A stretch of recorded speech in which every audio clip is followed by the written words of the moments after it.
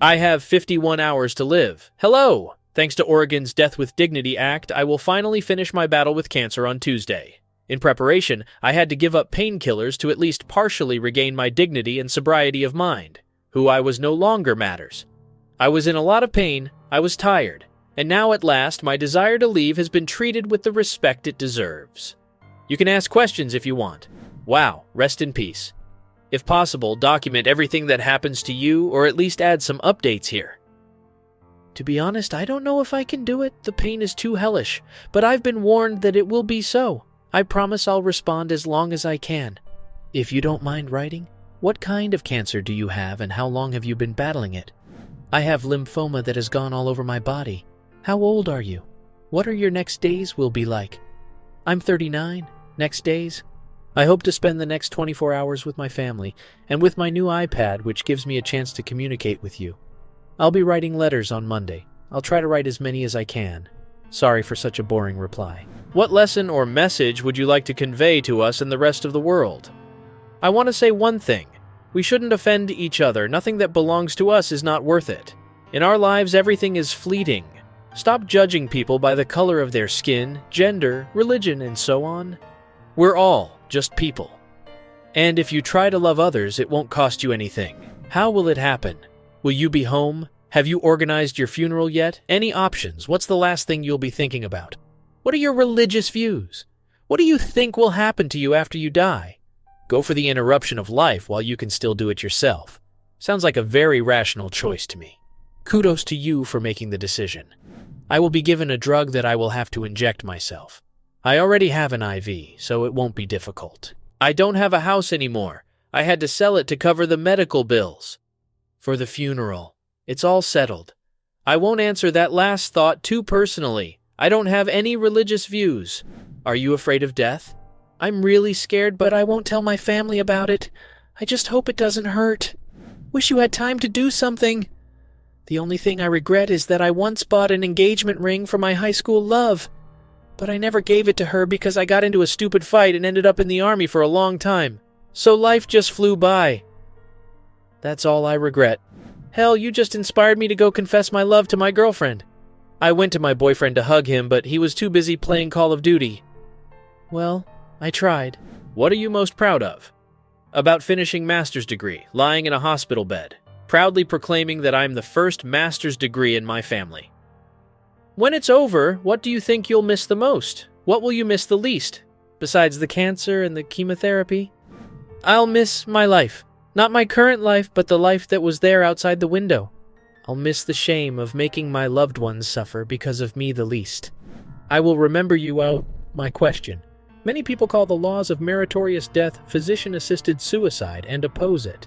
Is there any way you can try to change these people's minds and explain your decision? Thank you for sharing the last hours of your life with us. I can. Not to suffer. It is the right of any person. Why do they want to take it away? If they're worried that people are going to start going for euthanasia one by one now, I'm going to disappoint them. You have to go through a lot of doctors to get it approved, and they have to see the point of it.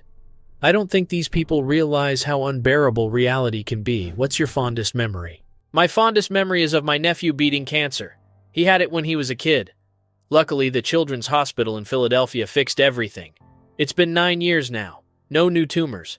In second place are the summers my dad and I traveled around Alabama and went to a baseball game in every town. Do you believe in the afterlife? Has that influenced your decision in any way? No and no. My decision was only influenced by pain and fear. I can't walk anymore. I can't travel. I can't love.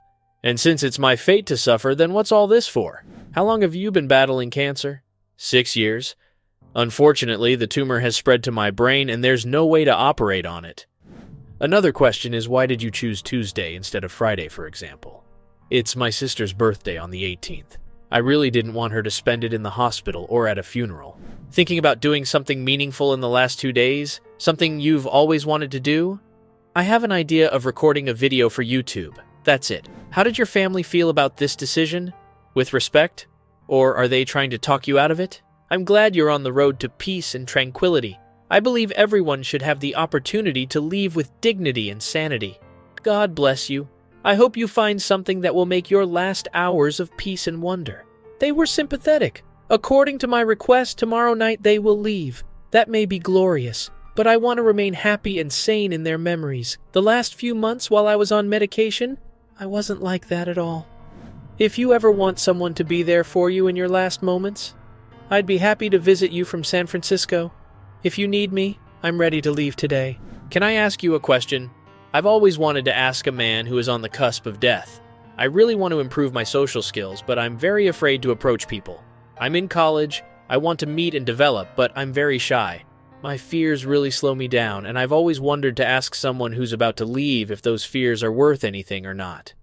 Do you think you should take risks in life? Should you meet people despite your fears? I'm sorry if this is a dumb question. I hope you find peace. It's not a dumb question. Thank you for writing it. It's very distracting from life within four walls. And I have a question for you. What do you think are the long-term risks of walking up to a person and saying hello? I can't think of anything. Worst case scenario, some aggressive dude might come up to you and punch you in the eye for hitting on his sister, but in a month there won't be any pain or shame. But if you meet the right one, it's forever. Are you willing to give up a month of shame for a happy life? What will you do these last few hours? And good luck to you, my friend. I hope you find the peace you deserve. I will live. I would love to travel the world and meet new people right now. But the closest thing to that that's available to me right now is to sit here and chat with you. Sorry for the blunt answer, but I can't have another world tour anymore. Hello from Victoria, Australia. Glad you stopped by. Ireland is here too. Hello to you from Japan. Hang in there, buddy Toronto. My uncle has been battling bone cancer for the last 4 years. Yesterday, the oncologist said they found a new mass in his abdomen that was no longer worth treating and sent him home. Cancer is a scary thing. I'm afraid to imagine what you're going through. I hope you find peace. And if you're a believer, I hope you end up in a better world. I'm sorry to hear that. I won't get snotty now, but just advise him to go to this forum. You can feel normal here for at least a few minutes. Did you have a list of things to do in your life? If so, how are you doing?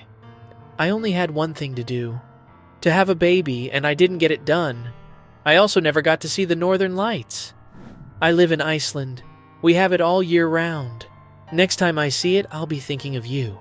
How amazing that we take it for granted and someone hopes to see it at least once in their life. It's great that you get a chance to leave with dignity. Oregon is one of the best states. Rest in peace. Why are you sitting on the Reddit and not spending time with your loved ones?